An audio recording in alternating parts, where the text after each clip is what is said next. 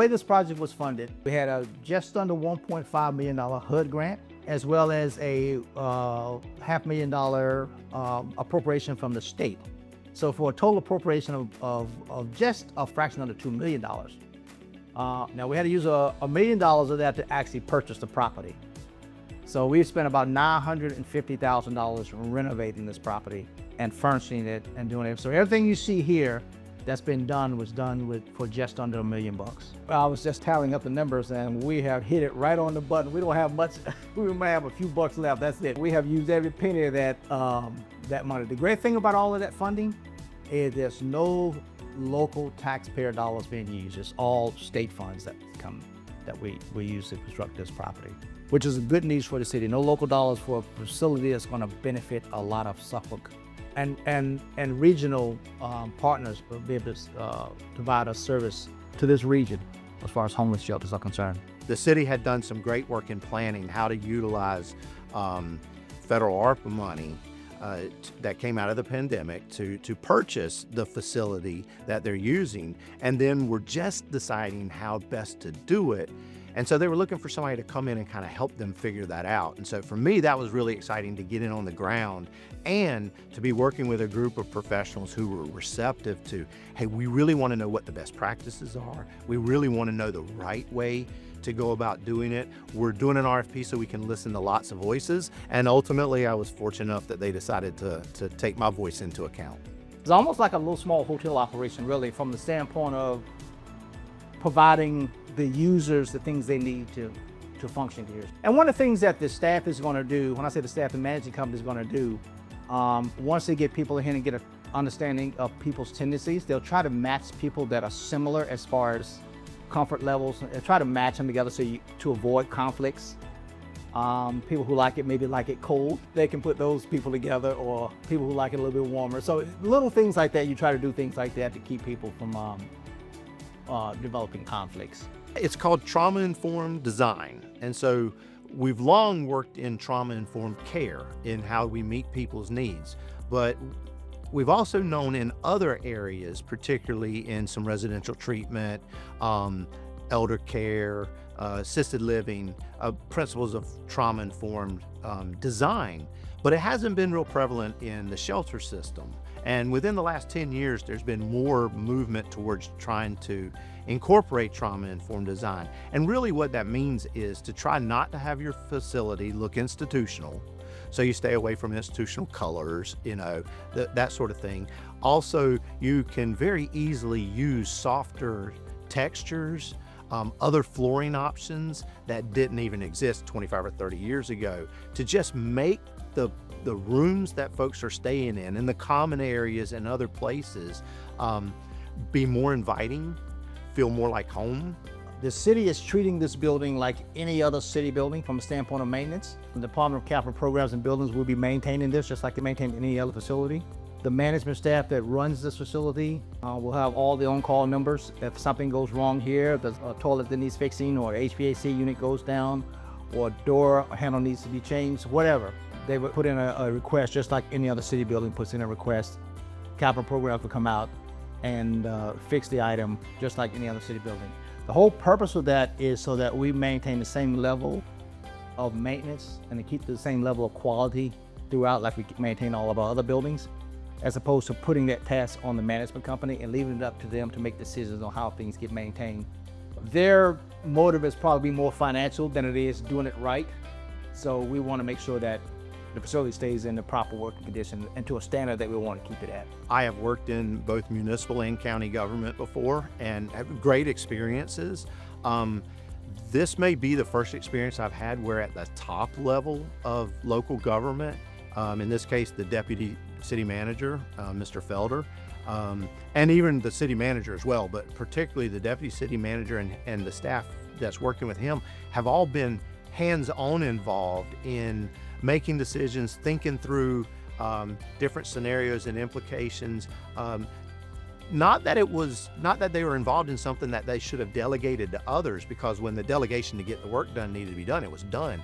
But in terms of shepherding the project, I'm not sure that I've experienced a local government that has been that invested at such high levels in wanting to not just get it right, which of course you do because you're doing things for your community, for your taxpayers, but not only just doing it right, but doing it well. I communicate with the city at all levels at all the time, and it's been refreshing to be able to work with a group that's that dedicated. There's a lot of work that happened here, but the way we would keep it so affordable, we're able to keep it so affordable, was that we took the approach of using our annual services contractors and vendors to do this, as opposed to putting it out for a general contractor to bid on, which would have probably cost us twice as much to do it that way. But we were able to do it and keep that cost down by utilizing companies such as Nelson Enterprises, who does all of our small construction contracts throughout the city. FSI, Bill Wade, you know about Bill Wade and FSI, provided all the furniture. Suffolk Sheet Metal has a contract with us to do small HVAC projects for us. They provided all of the new HVAC units. Saunders Fence did all the fencing for us. They're on an annual contract with us. Pavilion is our security folks, so they provided all the cameras and access control information and supplies and equipment. Everybody we've used out here to keep the cost down was annual services contractor, which we were able to have much more ability to negotiate with them and keep the scope as tight as we possibly could without really compromising the quality of the work. So it's a little bit more effort on my part and people involved with it to do it that way, but it's well worth it because we were able to stay within the budget that we had. I'd be remiss not to say is the shelter isn't just for Suffolk, although the city of Suffolk has been kind of the catalyst for it. It's for the Western Tidewater area because we know that homelessness is not defined by any geographical boundary, but yet we have what I'd like to refer to as neighbors who are in need, and they're coming and going, and that's okay. And so one of the pieces of that was to work within the existing infrastructure in the Tidewater area, which is the coordinated entry system. And so people who are seeking services, who are experiencing homelessness, are all asked to go through coordinated entry. So there's a hotline number that they call, and that way they get triaged and they go through the intake process. Then they can determine what are the services that they really need and where can they best be served, as well as who has openings, so you're not just sending people around places. And so the shelter became part of that system. And so when people would call in on the hotline number and go through the coordinated intake process, and it was determined that they were most appropriate for the shelter and there was space available, then they would be referred over to the shelter. So when they show up, the staff is ready for them and they are able to see their new room and move in, and it becomes kind of seamless from there. As a person is checked in, it's very similar. They have cards very similar to this that the staff will program when they come in, and they simply, just like in the other hotel room, their key would only work on their door, and they will come in just like you do in any other hotel room and come in.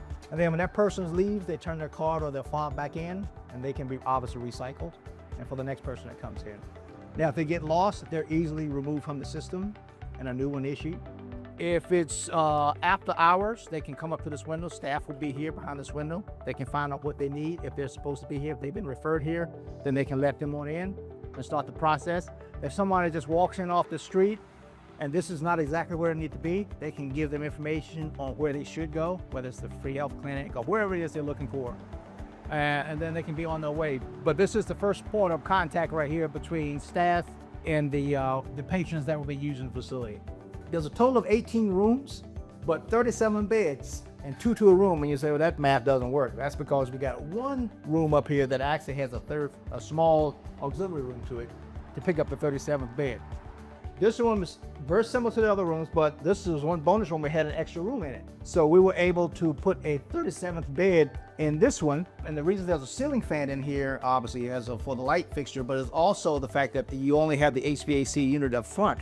So the ceiling fan will help circulate air back here. When it's cool, AC is on when the heat's on, so it'll keep it comfortable back here when somebody's back here. So this is probably the best bed in the whole place, because you don't have to listen to anybody snoring next to you. There is a true sense of community that has already developed.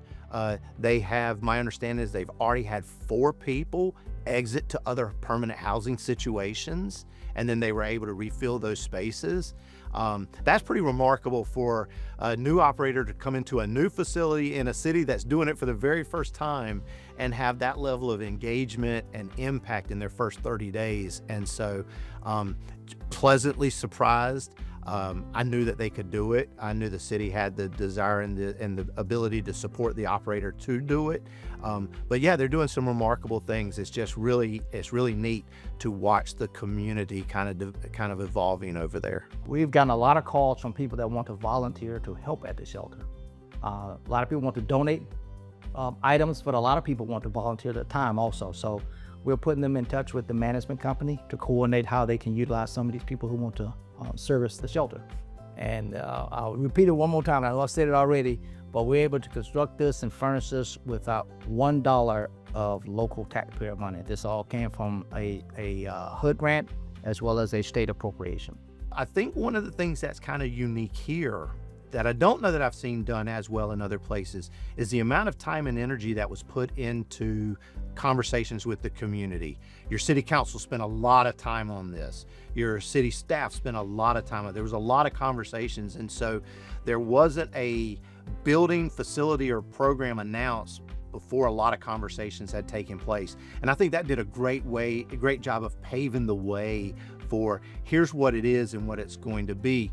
The other part is, I think what y'all did was took a property that for some would be seen as not contributing to the overall well-being of its community, and have turned it into something that, while there may be some skeptics still there, will ultimately be like, this is a real benefit to the community and can help bring a community together and uplift it. You've got to have places for people to go, because it's just inhumane to ask people to live on the streets. And so needing a place for people to go is something that when you get to a certain level of economics, of size, of all the things, that this is a byproduct of a community becoming especially more urban. But it doesn't have to be a negative byproduct. And I think Suffolk's done a really good job of how do we incorporate it into what we're doing? How are we sensitive to the needs of the community, but at the same time saying we have to do this because these are also our community citizens. And so it's never easy to do. And I've seen some places where it has there's been a backlash that has just shut the whole thing down. And that's usually because somebody says it's done and there's nothing else to talk about. But when there's that conversation, that's when I think you're able to incorporate a non-congregate shelter like y'all have done, especially the fact that it's small and it is utilizing an existing facility and has made it look so much better. And so you're not building something big. Suffolk's done a really good job of, I think, paving the way for this non-congregate shelter to be successful.